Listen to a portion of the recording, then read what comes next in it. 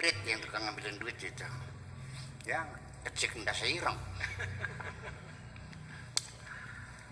Iya. Setelah ketangguhan, diapain anak tuh? Dicewer. Kemudian anak juga tidak sekolah-sekolah, minggat ya, dari rumah berangkat tapi di sekolahnya nggak ada, dia main. Dicewer nggak? Dengan segala macam kesalahannya. Ya nyuri uang, ya tidak sekolah, ya tidak mandi, ya tidak ngaji. Oke, itu semuanya sebatas dijewer, dicubit, ya kan? Paling sadar ditampak lah. Tapi ketika anakmu tidak mengakui kebaikan-kebaikanmu, hai orang tua, ketika anakmu sukses jadi orang kaya, lalu ditanya oleh wartawan, berapa banyak orang tua memberi modal kamu? Nggak ada, orang tua saya nggak pernah ngasih apa-apa. Ini hasil kerja saya, ini keringat saya, ini usaha saya. Dia nafikan, dia tidak mengakui kebaikan orang tua. Orang tua masih segar dalam pikirannya. Dari sejak mengandung anak 9 bulan, kayak apa susahnya. Wahnan ala wahnin wa fisaluhu fi amaini. Penderitaan di atas penderitaan mengandung kamu, melahirkannya, nyebokin, ngebedongin, menyusui dan sebagainya, menyekolahkan, semuanya ditiadakan. Orang takut tidak ngasih modal sepeser pun. Ketika orang tua itu mendengar anaknya tidak mengakui kebaikan orang tua, dijewer nggak? Dijewer nggak? Ditampak nggak? Nggak dijewer, nggak ditampak. Paling ngomongnya begini, wahai anakku, mulai hari ini jangan lagi kau panggil aku sebagai ibumu. Selesai. Paham nggak? Jadi mana dosa besarnya? Mencuri uang atau tidak mengakui kebaikannya? Biar paham masalahnya. Ini nggak paham masalahnya. Dosa besar itu dosa hati sebetulnya. Kaki tangan mah nggak ada masalah. Ya tidak mengakui kebaikan itu dosa besar. Kan kader kubur nikmat katanya. Ya Allah ya Rabbi, kader kubur. Gitu.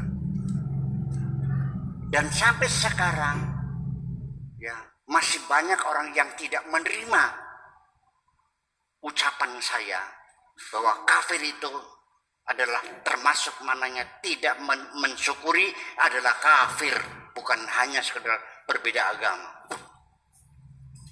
Baca kan menolak kok. Jadi gimana? Padahal saya mengatakan itu kan Allah. Walain kafartum inna adabi lasyadid. Masa tidak mensyukuri kafir? Ya udahlah. Jadi didefinisikan kafir itu tidak percaya kepada Tuhan. Padahal iblis juga kafir juga kata Allah. Wa kana minal kafirin. Dia percaya sama Tuhan. Kenapa disebut kafir? Karena kesombongannya. Aba wastakbara wa kana minal kafirin. Masih banyak di komentar-komentar penyangkalannya tuh. Itu kan hanya pandai-pandainya Buya Sakur berretorika aja. Ya udahlah. Betul nggak? Iya, ya udahlah. Jadi kalau mau percaya ya. Jadi kopar kafir tuh nggak ngerti juga mananya kafir yang sesungguhnya ya. Iya, kopar kafir. Apa sih kafir lah? Masa orang sombong kafir, hai? Jadi gimana ya, dikiranya kafir itu tidak percaya kepada Tuhan, itu dikiranya gitu. Ya udahlah, nggak ada masalah. Jadi kalau ada orang itu tidak paham, saya ulangi lagi, saya terangkan lagi supaya paham. Tapi kalau orang itu beda paham, ya nggak perlu diulang dong, ya udah selesai. Betul? Kalau beda paham jangan. Dasarnya bukan tidak paham tapi beda, ya sudah nggak usah diterangin. sampai sampai meler juga nggak bakal percaya kok. Ya udah, karena beda paham. Ya, goodbye forever, selamat tinggal selamanya. Itu ngantar serok belia, wis sama syafal yumen, sama syafal yakur. Itu kira-kira seperti itu. Wayabqa bi rabbih. Jadi yang tinggal di hatinya hanya Tuhannya saja.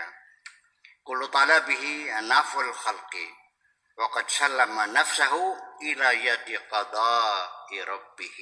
Sedangkan dia sendiri sudah menyerahkan dirinya kepada kekuasaan Tuhannya.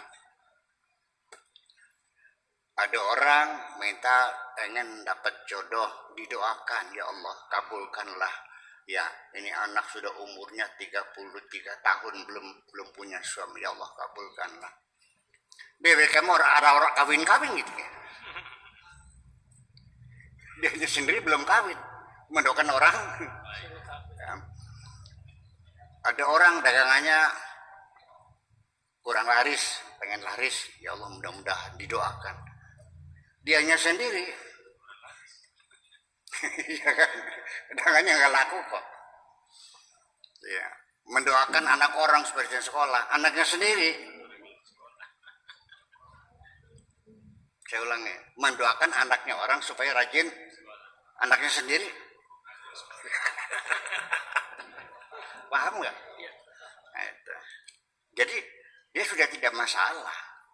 Dia tidak akan mengeluh pada Tuhan. Jadi, terserah ufawwidu amri ilaika ya Rabbi. Aku serahkan segala urusanku kepadamu. Ya. Bukan hanya anakku, kalau engkau ingin mencabutku silakan cabutlah, nggak ada urusan. Ya. Siap nggak sampai begitu? Siap. Gitu. Jangan dibatasi oleh dirimu sendiri. Ya Allah Bu, ya itu mah bukan makom saya. Ya udah. Kalau sudah bilang begitu, ya kamu nggak akan bakal mengalami kemajuan, benar. Karena sudah dibatasi, sudah disugesti oleh dirimu sendiri, bukan makom Anda. Itulah kira-kira seperti itu. Selanjutnya, sallama nafsahu ila yadi qada'i rabbih azza wa jalla wa nahiyatun anhu bikulliyati. Huwa kok nahiyatun, benar, huwa nahiyun anhu bikulliyati. Dia sudah tidak memikirkan itu semuanya. Hada sifatu man yuridul wuquf fi istijlabil khalqi. Inilah sifat orang yang ingin tegak berdiri, menarik perhatian, menarik simpati makhluk Allah ila babil haqqi, menuju pintunya Allah. Itulah sifat orang yang mengajak-ngajak manusia untuk meminta kepada Allah, untuk mengabdi kepada Allah, untuk menuju pintu Allah. Itu semacam itu. Jadi artinya boro-boro mereka mendapatkan keuntungan. Iya, makanya ketika ada orang dipanggil ceramah untuk menasihati masyarakatnya, lalu pasang tarif, yaitu sekali undang 15 juta. Pastikan dia pasti bukan waliullah. Itu aja. Paham nggak? Setelah ceramah memang salaman. Kalau sudah salaman sekali, wali juga tidak akan menolak, ya udah rezeki dari Allah gitu. Oh ya, ketika dibuka isinya KTP, balik lagi nggak? Menemui panitia, balik lagi nggak? Ya udah nggak usah. Pagi-paginya panitia datang, nyungsep minta ampun. Ya punten salah ngerogo.